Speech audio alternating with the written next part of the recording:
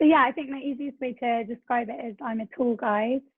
I run Look Up London, which was originally a blog. So it was just about content creation, basically, as a hobby. But then, like so often the people that you have on the podcast, I was made redundant. And I decided to turn that into a business. So I did quite an intense training course, which is the Blue Badge Guide course, which is sort of the top accreditation for tour guides in the country. Okay. And that takes about 2 years, and you have to pass 11 exams. So it's a bit like being a cabbie, you know, do all of that.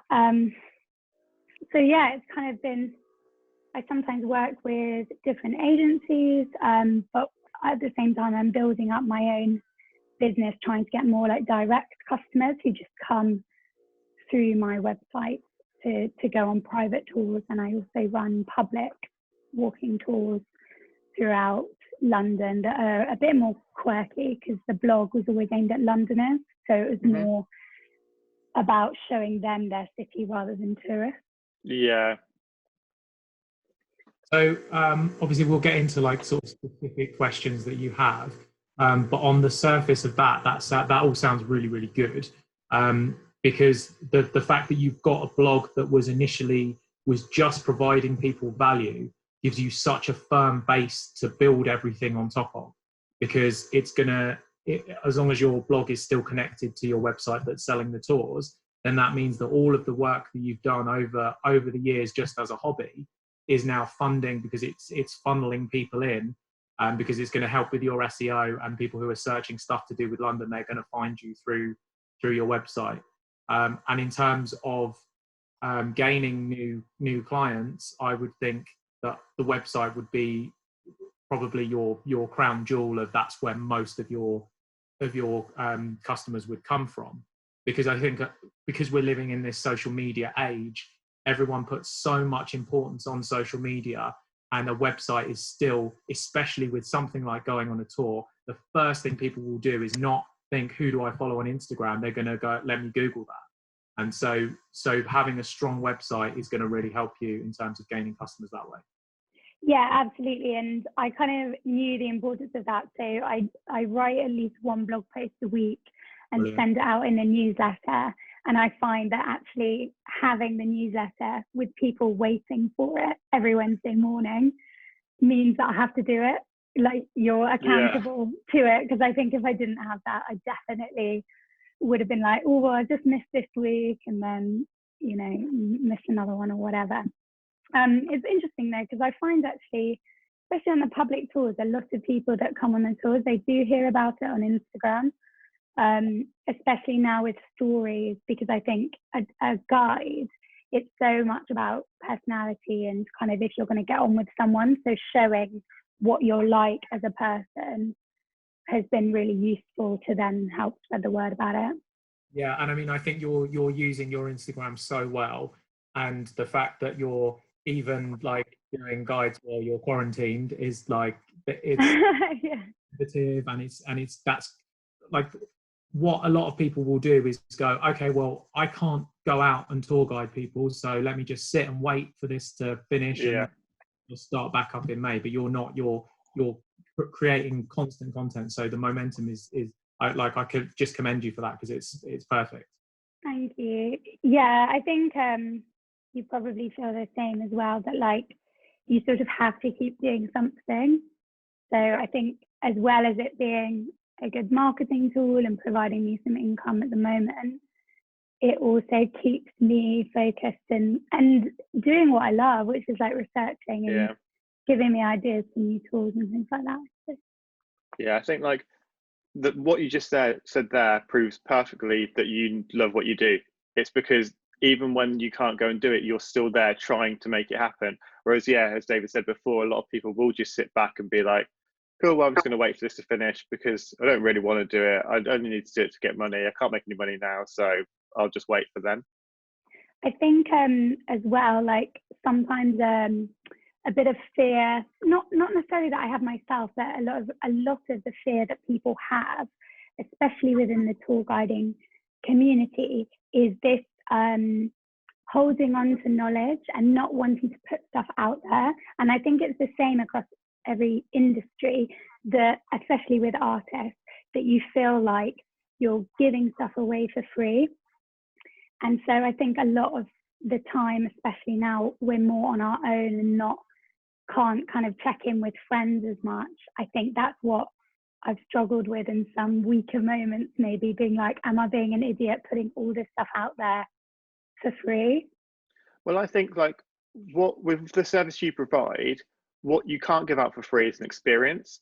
You can tell people you can go here to see this, this, and this, but it's different to actually being with someone, having that personality, having it feel like more of an experience, because you're going to remember that a lot more than just like, I'll remember going on a tour a lot more vividly than a certain walk that I just did one day going to look at things. Because for me, like, I will spend most weekends, obviously when we're allowed out, around walking around London. I will just pick an area we haven't been to before, pick an area that we haven't been to for a long time. I've lived in London for 10 years now, so we've walked a lot of places, and there's not many places we haven't really gone to.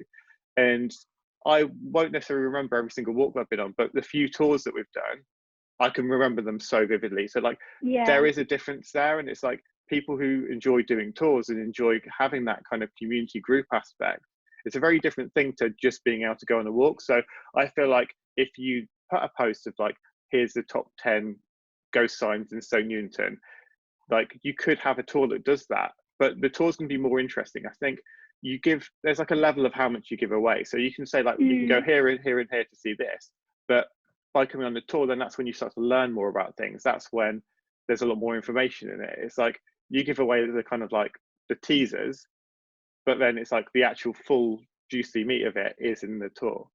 Yeah, I think I know this deep down, yeah. And you'll know as well that when you do tours, no tour is going to be the same as the last one. Yeah. You will have certain things that I know I'm going to talk about Napoleon when we get to this part, but every time it will be different, because someone will ask you a question which will spur some other thing, and it's like so yeah, I 100% agree with that experience. Like, to be honest, I like the tours that I've been on, I don't remember the facts, I don't remember 1912 or whatever, but I do like the experience of it. So yeah, giving away the facts and the interesting stuff that's going to make a cool social media post, that's absolutely fine to give that away, because it's, yeah, you're not giving away the what I pay for, which is the whole overall feeling of this experience, which is 2 hours of your time or 1 hour of your time going around somewhere, and me being able to ask you questions in real time. It's like that's your service. Yeah, I feel like it reminds me of going to see like a stand-up comedian, because it's like they're going to have their set gig, but then every single time it's going to be different depending on what heckles come out, what happens in the audience. Like, I still remember going to see like Jimmy Carr like 10 years ago or something, and someone in the audience shouted something out, and that was the funniest part of the whole thing. And what was amazing is that I know that no one else will ever have that same experience unless you were in that room at that time. So I feel like, yeah, it kind of goes back to what we were saying before. So yeah, don't worry about that. Just put out everything. No such thing as too much. I would just. I think as well, like, I know that instinctively, because as you said, I've like always had the blog. I think in this situation we have where anxiety is a bit heightened, you can't help overthink certain things. Cool. So but yeah, I'm like battling it down. Good. The other thing I suppose is kind of that I've been mulling over is, and what I wanted to ask you guys about really, is that making that jump from kind of sole trader to then being like limited company. And at what point with your different businesses you decided to do that, and what the process was like, and how you weighed up if it was beneficial? So what I would say, like, because we've always been a group of people, we've gone straight into a limited company straight away. Yeah. I think in terms of being a sole trader in a limited company, the benefits generally lie in taxes, and you'll pay less tax through being a limited company than you will as a sole trader. So I think that's generally the benefit of it. And then it also allows you, if you want to start getting employees, then you've got the systems there set up for that. So I think in terms of that, it doesn't matter too much. I think you'll pay a bit less tax if you go to a limited company, and it gives you more room for growth going forward, because as a sole trader, you can't have staff and do those things that companies have. So I would say it doesn't matter too much, but you might as well register as a company just because it sets you up for the future. Yeah, I think that leads on to the next sort of step, which is again like the idea of hiring different people, because at the moment Look Up London is almost in part like a personal brand as well, so it's finding out a way to pivot that slightly and hiring other people, because I know a fantastic number of other guys. It's just hard when I've put so much of my own personality in the brand, and especially on social media and on the blog, that a lot of people then want to come on a tour specifically with me. So it's finding a way to kind of transition into having more people. So I think to look at that, like a personal brand can be aligned to a business. If you look at the first thing that came to my head was like Vidal Sassoon, the hairdresser. So like, or like any big hairdresser or any fashion label, they're all a person's name. And it's like, so if you wanted to go to a professional hairdresser and you're going to like the owner of that salon, you can obviously pay for the director to cut your hair, which is going to cost more. That's your more premium experience because it's with that person. Or there's the other people you can go on the tour with as well. And some people will want to go on a tour with you specifically. And that means you just say, this tour's with this person. And if you're fully booked out for the next year, that's fine. But for the people who can't book onto that tour with you, there's these other tours available too. Yeah, so you could say Katie does tours on Mondays and Fridays. So if you specifically want to book with Katie, then book during those days. On Tuesdays we have Tom, who grew up in London, blah blah blah blah blah. On Wednesdays we have Lucy, who blah blah blah blah blah blah. And build the guides that you get in, bring them to the ethos of what you're doing, and like work out what it means to be a Look Up London guide, and get that across of these people share my vision. So I only put on my tours like the best guides. So like if I book with you, I know that Katie's co-signed this person. Like she says that this person is good for me to do this tour with. So that carries some weight in that you've built all of this brand loyalty with your customers. They will then trust your opinion of like, I know the best guides, and here's 3 of them, and pick with whoever you like. Because I've been on when I booked a food tour in Amsterdam, I can't remember what it was like an aggregate site that you could pick different guides from, and you literally would just go through and read a profile, and I looked at it and I was like, okay, well, if I was going with my mum and dad, I'd probably choose this person. Given that this is like kind of mostly boys, let me choose this guy who knows about whiskey and he's got all of the and I chose based on the personality of the guide. And by you bringing in other members of staff, you can then widen the reach of people that are going to book with you. Because if you've got a really diverse set of tour guides with different experiences, with different things that they talk about, I know a lot of tour guides are like stand-up comedians as well, and it's like, so there might be like, you're going to laugh loads if you go on this tour, you're going to learn a load about history if you go on this tour, and just make like have different personalities to the different guides and bring that across. Yeah, I think yeah, that's absolutely right. And it's something that I do as well, because I mean, in the summer we're so busy usually, and there is physically too much work for one person to do. And last year, I mean, it was way too much. It was every single day for about 2 months, and so I needed other guides. The tricky thing is that they're all self-employed, and of course, all of the best guides get booked up really quickly. So I think it's building up that relationship with a few guides that I trust, that I know have done brilliant jobs in the past, and offering them a good enough deal that they do a tour for me rather than different other agencies. Yeah, and I mean, you've always got the option of bringing them in as part of the business. You don't like, I'm not suggesting that you give away your business, but it's always an option. It's something that you can consider and look at. There's A shares and there's B shares. So if you give people B shares in your company, then they don't have kind of voting rights. They're not going to be able to like oust you as the director and whatever.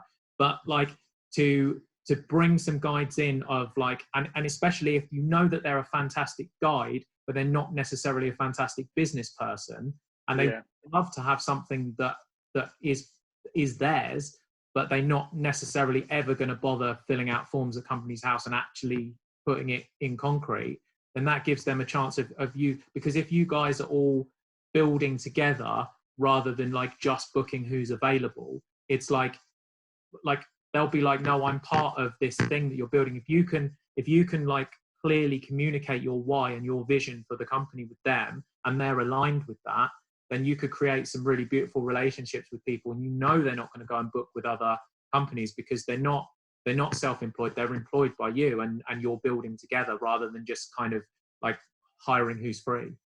Yeah, I hadn't really thought about bringing people in that way, and I think that's really interesting because I mean, not all walking tours are the same as a guide, because I think a lot of the time guides like doing tours with Look Up London because if they're working with other agencies, it's often focused with tourists, and so they're doing similar things at the same site, whereas they know with the tours that people have come direct to me or my public tours that are a little quirkier, they're doing something a bit different that they have never done before, and it gives them a new like exciting thing to research, and they're in a different area where they don't usually go, you know, or they don't get a chance to guide there as often.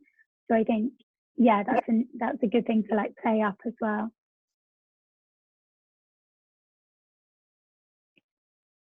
Oh. Yeah, I think it's funny, isn't it, when you like talk with someone who maybe doesn't know it, you just we're like, yes, that is a good thing. I've been mulling it over. I mean, I think you have such a potential to grow, because it's like normally like on we've done quite a few of these calls, and most people are like a lot further behind than you are, and we'd be saying, well, you need to be weekly blogging, and we'd be giving all of that advice, but you've already done that in place. So now it's looking at like, what do you actually want? Like, what's your end goal from this? I've got a friend who's got a tour company that's been going for a couple of years, and is this Charlie? Yeah, I know her. She's pretty much retired because and she's not happy with that because she now feels bored and she wants to be doing things. But like, I mean, work out what it is that you want. Like, do you want to like take a back seat, not be doing tours as often, and get into like the fun of growing a business? Because it's fucking hard work, but it is also really fun. Like, is that what you want to be doing? Or will it drive you mad if you're not out there doing tours every day? It's like working out how you want to spend your days, and then engineering a team around facilitating that. Yeah, I think that's really true, and I have given that a bit of thought, and because you do get in that sort of paradox where I left the marketing more admin-y job to do guiding, and then as it grows, I don't want to then go back into being an admin marketing role while other people are doing the fun stuff out and about with clients. So yeah, it's keeping that balance there. So I think if your first hire is not a new tour guide, maybe your is an admin marketing person. Yeah, you look at everything that you dislike about what you're currently doing and you employ for that, because then it's like you're going further into what you want to do. And I suppose as well, it might be worth, if you are fully booked personally for like, say, well, obviously not now, but for the whole summer, then put your prices up, because you're already oversubscribed. You've already got more people coming to you than you could possibly deal with. So the only way to balance that out is to put your prices up. And it's like, because someone somewhere is charging £1,000 per person for a tour. Someone is. And so it's like, whatever you're charging now, there's room for growth there, because it's like, not all tours are equal. It's like, if this tour has got 1,000 reviews, all 5-star, and it costs twice the amount of one that has half that, people will pay more.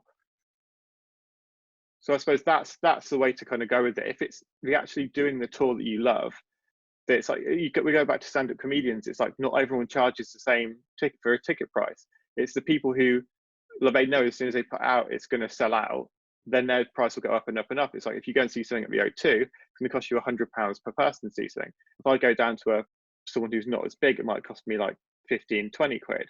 So it's like as you get more in demand, your prices should go up to align to that. Yeah. I know that what Adam said about the £1,000 per person sounds ridiculous, but like that is totally true, because we've done graffiti workshops with people who've had that as part of a tour that they've been doing. Like they stop off, they do the graffiti workshop, blah blah blah. And we recently did one with some people who were over from the UAE, and the budget that they were working with was ridiculous, like just stupid. So that those clients are out there. So I think a lot of people do struggle with, especially when they're looking at other people in their space and going, well, they're undercutting me at every turn. It's like, but their clientele is different, and often the clientele that are willing to pay more are actually a lot easier to deal with than the clientele that want to pay. Yeah, I think this is as a group, as a body of professional guides, a lot of my colleagues have a real bugbear with kind of the free walking tour market. And I've spent a lot of time, thinking to myself, like, this is a totally different market. There will always be people that just want a free tour and will be happy to take anything and roll with it. And there are people that want a specific experience with a qualified, knowledgeable guide that they know is friendly and easy to get on with, and they're willing to pay more for it. So that's the thing. It's like whenever I've been away somewhere, if we're there, so especially if I'm traveling and I'm in a country, I'm going to be here for 2 weeks, and there's a tour that I can go on, like there'll always be tours that are cheap and expensive ones, and we will generally go for the more expensive ones, because I'm like, well, this might be the only time I'm ever here, so I'd rather it be the best possible experience rather than come off it thinking, oh, that wasn't very good, I've kind of wasted my time now, I should have picked the other one.